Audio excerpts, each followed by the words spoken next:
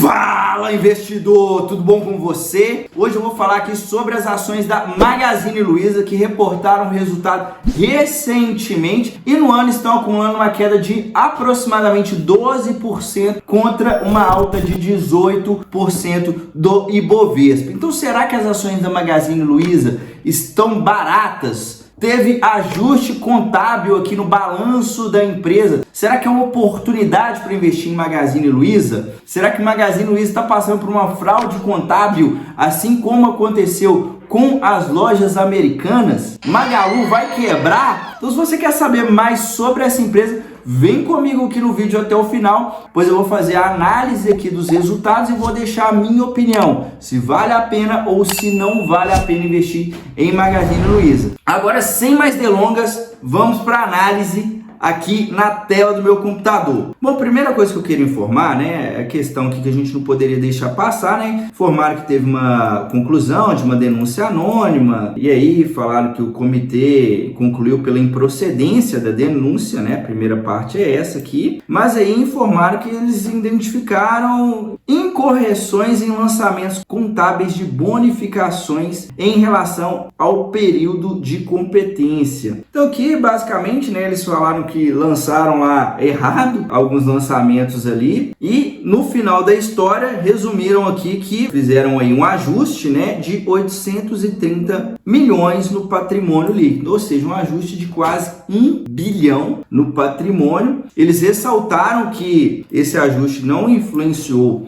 no fluxo de caixa operacional nem na questão do endividamento da empresa. Então, assim, menos mal, se a gente comparar lá com o caso da Americanas, né, que foi um rombo ali de acho que 30 bilhões, mais ou menos, então algo bem diferente. Me parece, né, que realmente foi um erro ali na hora de lançar. A própria empresa até falou, né, que o sistema tributário do Brasil é muito complexo. Eu até entendo isso realmente. Aqui no Brasil eles gostam de complicar as coisas, né, em vez de simplificar, mas de toda forma, né, para o investidor isso, e para a Bolsa de Valores brasileira, isso aqui não é nada bom, né, quando isso acontece, pois o mínimo que nós esperamos, né, na hora de analisar uma empresa é que a empresa entregue os dados ali corretos para a gente poder analisar e tomar uma decisão. Então, quando a gente fala do patrimônio, o patrimônio ele serve ali como métrica para a gente analisar a rentabilidade, que é o ROI, ele serve como métrica para a gente analisar questão de endividamento da empresa, questão de preço da empresa, o preço sobre valor patrimonial. Então, assim, muitas vezes o investidor ele pode tomar alguma decisão, né, onde o patrimônio vai influenciar dentro dessa decisão e se está errado, acaba prejudicando o investidor. Então, assim,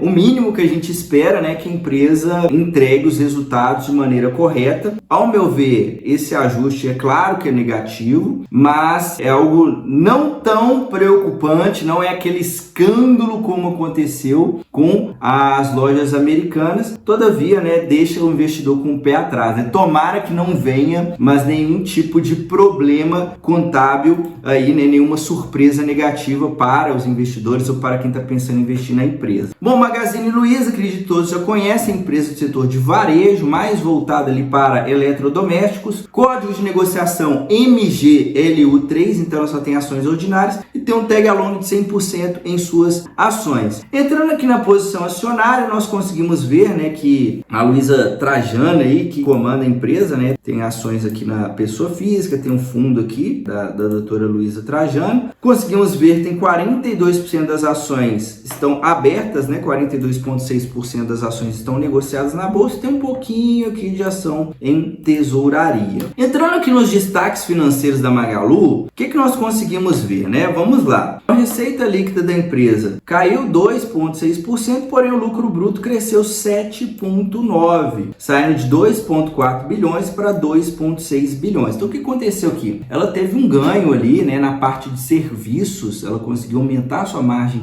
em serviços, aumentou também um pouco em produtos, devido à questão do mix aí da empresa, e com isso a margem bruta da empresa saiu de 27,5% para 30,4%, ou seja, ela vendeu menos, mas ela teve um custo menor desses produtos produtos que ela vendeu e, consequentemente, ela teve uma margem maior, ou seja, a empresa foi mais eficiente aqui. Então, olhando até aqui, muito bom. Quando a gente olha para o EBITDA cresceu 111%, saiu de 459 milhões para 970 e o lucro saiu de um prejuízo de 190 milhões para 331 milhões. Então, olhando aqui, parece um resultado maravilhoso, né, que a empresa apresentou. Porém, vale ressaltar, né, olha aqui o ajustado. Quando a gente olha o EBITDA ajustado da empresa, ele saiu de 491 milhões para 487, ou seja, ficou quase a mesma coisa, né? E o lucro líquido saiu de um prejuízo de 170 milhões para um prejuízo de 143. Então, a empresa que despiorou. Poxa, Daniel, o que aconteceu? Uma hora você fala que a empresa deu um lucro de 331 milhões, aqui agora está aparecendo um prejuízo de 143, o que aconteceu afinal? A empresa, ela teve um ganho de créditos tributários, né, que é um efeito não recorrente, não é sempre que a empresa vai chegar lá e receber crédito tributário. Então esse efeito não recorrente fez com que a empresa conseguisse dar lucro, fez com que o EBITDA da empresa ficasse superior, mas se a gente fosse desconsiderar esses efeitos não recorrentes, o resultado dela teria sido bem parecido, né? Na verdade, um pouquinho menos ruim se comparado com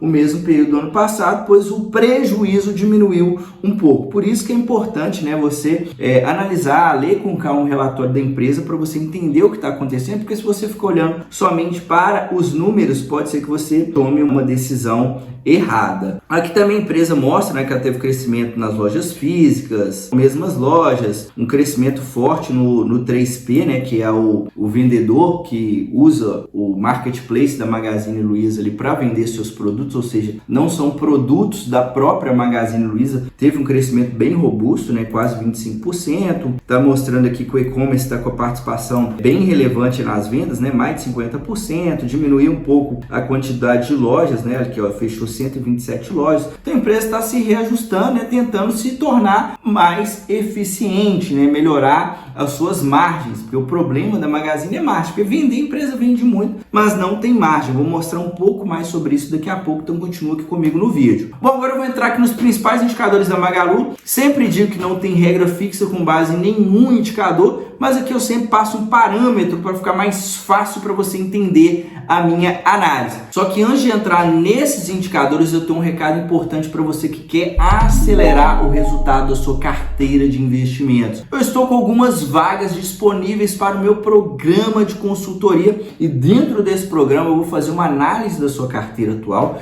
e vou te entregar uma nova carteira totalmente personalizada. A única coisa que você precisar fazer é dar um Ctrl+C, Ctrl+V nessa carteira e colocar o dinheiro para trabalhar. Então, se você não tem tempo para ficar estudando o mercado, não tem paciência para acompanhar, não tem problema, vem aqui para o time do Investidor Raiz que eu tenho certeza que você vai conseguir potencializar muito os retornos da sua carteira de investimentos. É só você clicar no primeiro link na descrição desse vídeo e entrar em contato comigo via WhatsApp para mais informações. Então vamos lá. Cotação do dia 20/11, ela estava R$ 2,28, valor de mercado aproximadamente 15 bilhões. Então a empresa média dentro da nossa bolsa, vale ressaltar que o Magazine já esteve entre as maiores aí da bolsa, né? Então teve uma ultra desvalorização. Dívida líquida sobre EBITDA de 1,9. No momento a dívida está equilibrada. Esse indicador, quando ele chega 3 vezes e começa a passar de 3 vezes, é um ponto de atenção. Quando a gente fala do setor de varejo, mesmo que a dívida esteja equilibrada, ainda é um pouco preocupante porque o setor que a margem é apertada, então qualquer dívida acaba impactando no resultado da empresa, né? Então 1,9 não é uma dívida baixa, apesar de não estar estourada. Liquidez corrente de 1,14, quer dizer que cada R$1 que ela tem no passivo circulante, ou seja, em deveres a pagar, ela tem R$1,14 no ativo circulante. Então, até então, ela tem uma certa folga financeira. Dividend yield zerado, né? A empresa vem dando vários prejuízos, não dá para esperar dividendos. O ROI deixa um P, porque não tem rentabilidade, é prejuízo. Margem líquida também é prejuízo. Indicador de preço que eu estou trazendo aqui, eu coloquei o EV sobre EBITDA, que mostra Enterprise Value, né, o valor de mercado da empresa mais a dívida líquida sobre o EBITDA, para a gente ver quantas vezes a empresa está valendo ali o seu resultado operacional. 8 vezes e meia, olhando para esse indicador, tem sim um certo desconto aqui, tá? Geralmente eu considero até 10 vezes um preço nem caro nem barato. 8 vezes e meia sim tem um certo desconto, mas vale ressaltar, né, que esse EBITDA ele está um pouco distorcido devido ao efeito não recorrente dos créditos tributários e que a empresa no final das contas está dando prejuízo. Então é um barato, entre aspas, que pode sair caro aí para o investidor.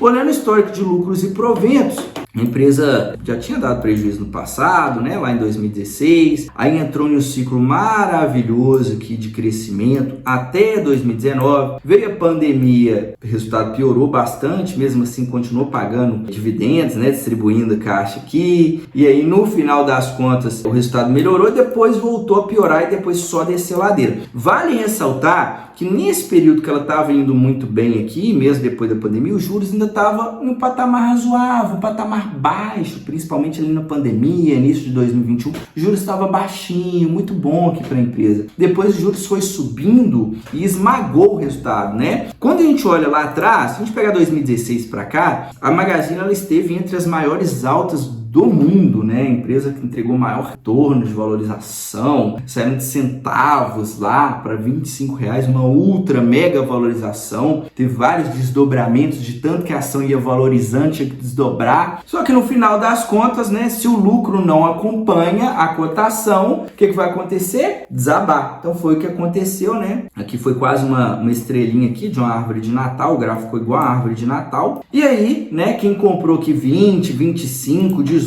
hoje está vendo aí R$2, perdeu quase o dinheiro todo. Então tem que tomar cuidado, né, para não comprar ativo caro. Por mais que a empresa esteja indo bem, no momento 2019, até 2019 ela estava indo muito bem. Porém, né, tem que tomar cuidado com isso, que se pagar caro, a chance de perder dinheiro é muito grande. Bom, agora eu vou entrar no histórico dos resultados da Magazine Luiza desde 2015 até o consolidado dos últimos 12 meses. Você que está acompanhando aqui até agora, está gostando do conteúdo? Deixa o like, se inscreve para poder ajudar o canal a continuar crescendo, beleza? Então vamos lá, receita crescendo praticamente todos os anos, a máquina de crescer a receita. O EBITDA estava bonito até 2019, aí 2020 e 2021 piorou, 2022 voltou bonitão e nos últimos 12 meses, eu vou ter que colocar azul aqui porque tá batendo recorde, o EBITDA, que é bom, tá? EBITDA batendo recorde.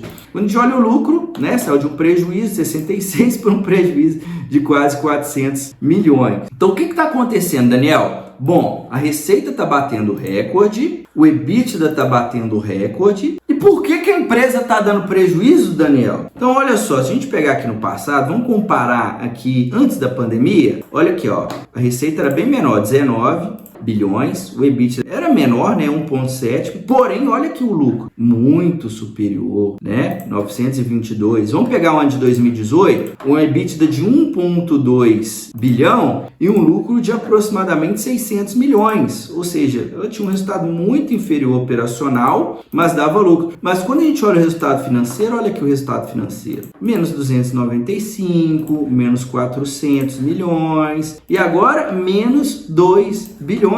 Então o que aconteceu? Olha só, a empresa ela tinha 4 bilhões no caixa, vamos pegar 2019 de novo, 4 bilhões e apenas 849 milhões em dívida. E ainda por cima o juros estava baixo, ou seja, a empresa não tinha dívida, ela tinha mais dinheiro no caixa de dívida. Quando a gente olha hoje, ela até melhorou o caixa, tá? Ela tá otimizando ali o seu giro, né, dos ativos para melhorar o caixa. Tá com caixa de 3,2 contra uma dívida de 7,4 bilhões. Ou seja, a dívida líquida que era negativa, agora aumentou bastante, né? Então a empresa está com um grau de alavancagem considerável e somando a isso veio os juros subindo, né? Ou seja, a empresa aumentou a sua alavancagem justamente em um período de juros mais alto. Isso ocorre também devido aos juros e subindo, a empresa às vezes ela começa a ter uma dificuldade, ela vai naturalmente tomando mais dívida, tá? Então entra aí num ciclo vicioso. Quando a gente olha para a margem EBITDA, o problema está muito aqui, ó.